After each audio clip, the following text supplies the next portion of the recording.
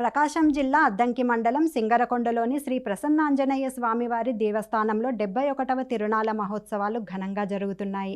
ఈ సందర్భంగా స్వామివారికి విశేష పూజలు చేశారు.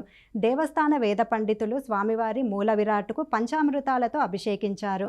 అనంతరం పరిమళ పుష్పాలతో అలంకరించి భక్తులకు దర్శన భాగ్యం కల్పించారు. తిరునాళ్ల సందర్భంగా సాయంత్రం తరలివచ్చిన 7 విద్యుత్ ప్రభలు ఆకట్టుకున్నాయి.